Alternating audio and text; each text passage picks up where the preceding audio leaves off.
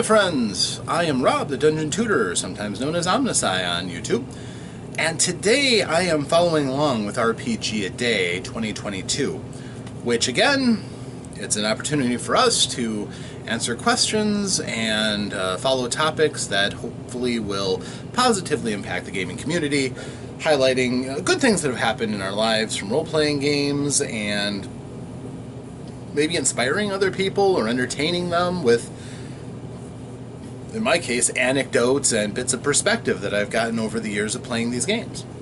So, today's question, today being the 9th of August, the 9th question, what is the second RPG you bought?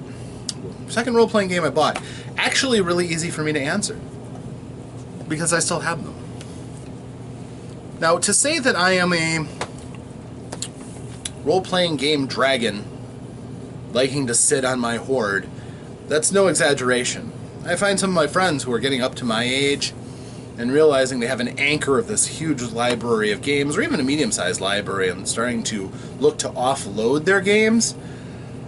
You know, I recognize that that's something some people might do at a certain point in their lives, but for me, I just love coming down here and seeing all the potential that I have for entertainment. I can read half a dozen of these books and just learn a new story or a new twist that I never got the first time.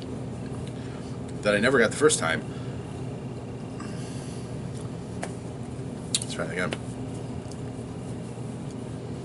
I am actually comforted when I can come down here into my basement and just walk over and pluck off any of dozens of books and read through it and find a new story that I've never read before, or a new rule that maybe might help flavor a game that I'm running or will run, and that I have such flexibility to run a variety of great games. That makes me feel pretty good about things. So, if ever the day comes where I kind of get depressed at the games that I may never run, we might have a different opinion on things. But right now, I love having a nice library.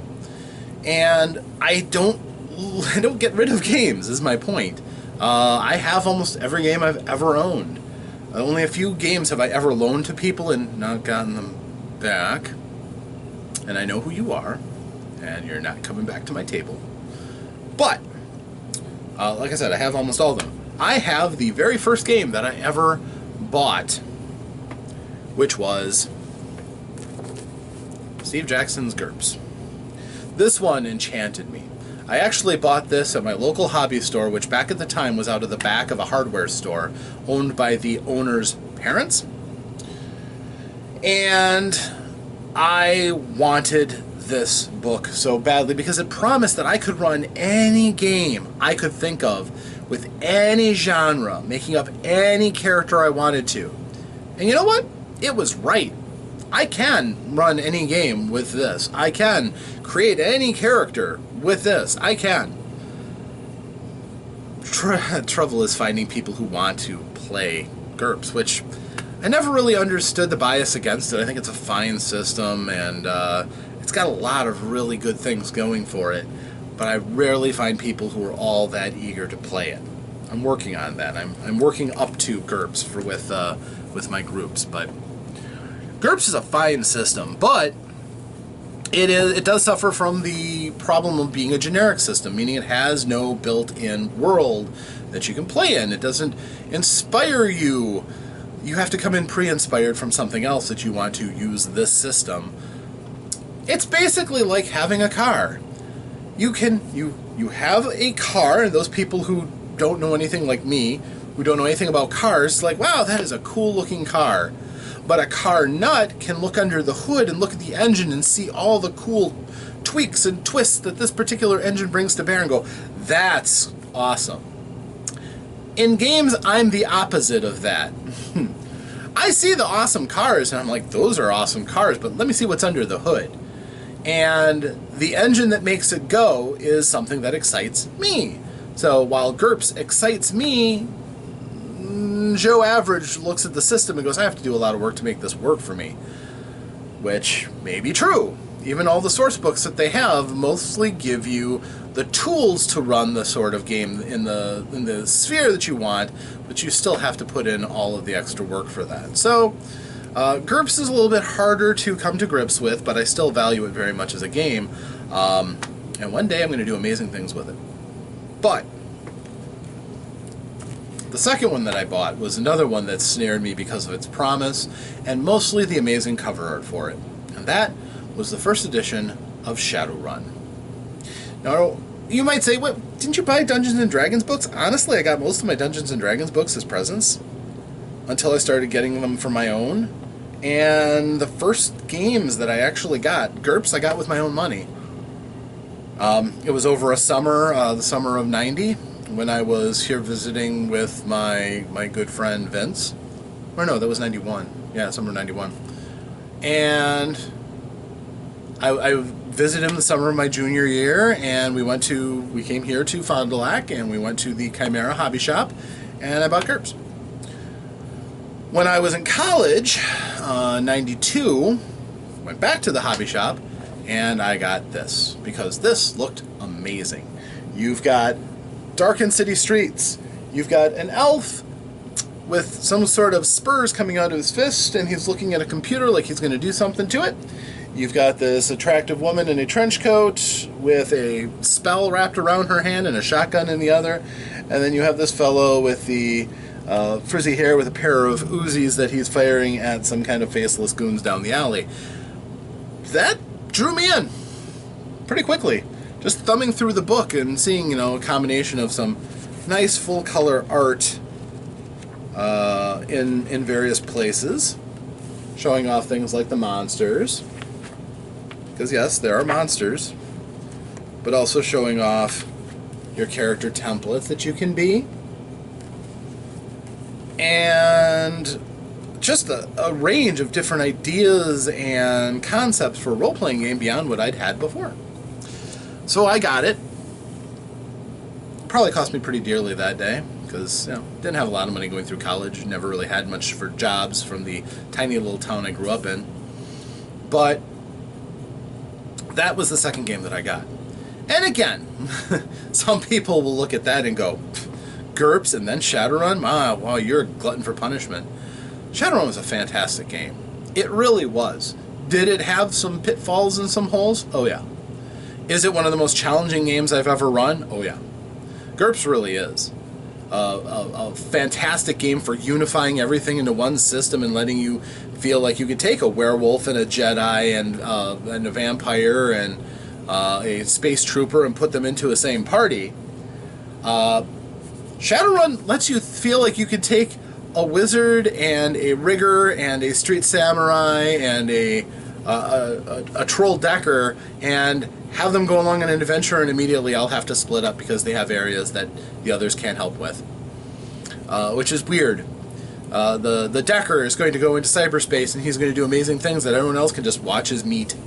They can just watch his body, because if he gets hurt on the outside, he won't know it while he's on the inside, and he's going to get killed without knowing it. Your mage may go into astral space, in which case the others can just watch the body because they can't go with them, they can't help them, and that body might be very vulnerable if they're on a run together. If they get into a fight, the street samurai is going to go in and he's going to excel. The other two are also there. They're contributors, but they can never get completely into that world because they're committed to other things that they do. Maybe they can be splashy and help out quite a bit. That mage might be able to throw a mean mana ball that might, put out that volley of orcs that just came through the door quickly, quietly, and soundlessly even, maybe. But for the most part, when it comes to putting holes into things, your street samurai is going to excel at that, and the others are also going to participate a bit. So Shadowrun is a difficult game to run. I'm not going to take anything away from that. It is. It truly is. But it has a fantastic world. The mechanics work well enough when everything is on the same level. Yes, if you take out a straight line special, which is a small pistol, and you shoot an old lady in the head, the old lady might get a headache and probably will walk away, no problem. Whereas if you take the smallest gun you can get and shoot somebody in the head, they're still going to have problems. But if you're following along and you are trying hard to fight and the other side is trying to resist you, you can still have some pretty good action, pretty interesting things. Another thing that I loved about Shadowrun was it was one of the first games that had dice pools that I could see and realize that there's this depletable asset that your character can do throughout the course of a given exchange. There's only so much that you can dodge, or only so much that you can parry, and while they may have really good effects if you roll really well, if you dump everything into dodging one attack, if another attack comes up at you before you've had another turn to replenish your pool, you can get creamed because you can't do anything about it, and then you're going to have to trust your armor and your hide are going to be tough enough for that. Good luck. So, yeah, I think they're both great games. I think they're games that, should have more people know of and try just to get an appreciation of what they try to do. If you really love Dungeons and Dragons, then you've really loved all the abstractions that D&D has. But if you want to step into something with a little bit more realism, where if you go charging into combat heedlessly, you're likely to die. There's not very many ways of sugarcoating that. In Gurps, combat can be absolutely lethal unless you monkey under the hood and you put in some tweaks and some changes so that your character can survive because you want a more cinematic flair. If you're interested in doing that and playing something like Dungeons & Dragons, I recommend getting the box set Dungeon Fantasy, which has all those tweaks and explains why things work the way they do and how you can use those elements to tell a game like Dungeons and Dragons, in a story in that way. And it works. It works just fine. How advancement is more organic and more sensible rather than just, ding, you hit a level. Here, have this, have this, have this, have this. More spells. Yeah, you're good. No, it's organic.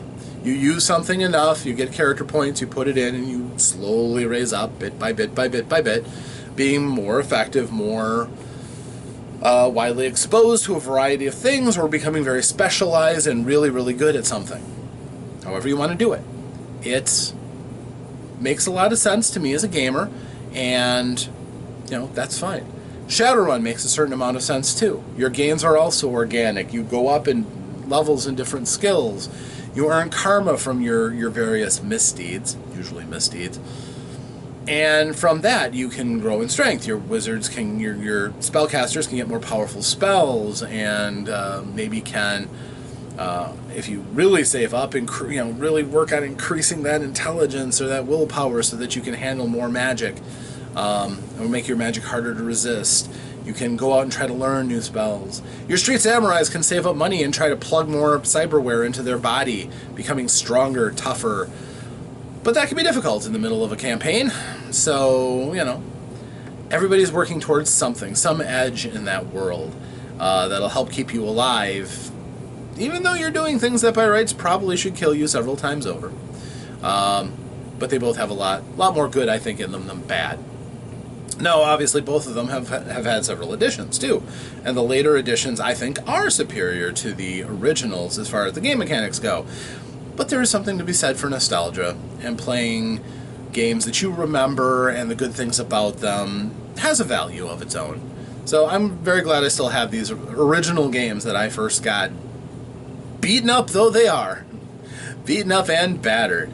They're still excellent games, and very much happy to have them. I still reflect back on some of the lessons that I learned from reading through that Gurps book over and over and over again. And that Shadowrun. I loved reading through Shadowrun books because they keep that attitude and that flair. But do I play them right now? Not right now, no. But I do have them, and I do intend someday to play them again. And once more relive the feeling of those game systems and what makes them different, unique, and special from other games that millions of people might be playing. And finding the reasons why it's good to drag one of these out and put them in front of other people. Will I run a first edition Shadowrun game at a con someday? Pretty likely. Will I run a Gurps game at a con again? Because I just did one at Gamehole Con. I think it was in 2019. So yeah, I still have these as a resource, and I can still pull them out and still tell a heck of a game using these, some of my very first role-playing games. Of course, the games that I got as gifts and things go back even further, and then that would be like the Dungeons and Dragons red box set, blue box set, green box set, companion I have after that. And then after when I was in college, then I started collecting things like AD&D, AD&D 2nd edition especially. But that's where we are. So, my friends, until next time, thank you for joining me. I am Rob, the Dungeon Tutor, or Omnisci if you prefer.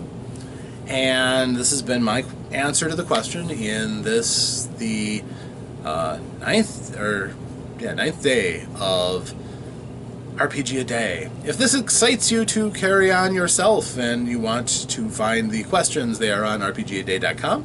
You just download the little graphic, as I did for the entrance to this video. And if, of course, you make a video, please link it to this one, because I'd love to see what you put up. If you want to talk about it, by all means, leave it in the comments below. I'd love to hear what your first role-playing games were. That certainly interests me quite a bit. I'm curious how many people, their first games were Dungeons & Dragons. I'm sure that's a lot of you. In some parts of the world, I know Dungeons & Dragons is not the most common game. I know the Dark Eye is bigger in some places overseas. And, you know, in different countries, they have their own regional games. So yeah, I'm interested in a variety of people's perspectives, so by all means, please share. And if not here, maybe on my Dungeon Tutor Facebook group, feel free to join. I'd love to, open up a dialogue with you there. Whatever happens, I hope you get to play a variety of games, not just one. Maybe it's that second one that really sets it off for you. But until next time, I'm just very grateful that you're here. Thank you very much. And until the next time, hopefully, tomorrow maybe, I hope that your dice roll fair, and that you get to play games, have fun, stay safe. Farewell.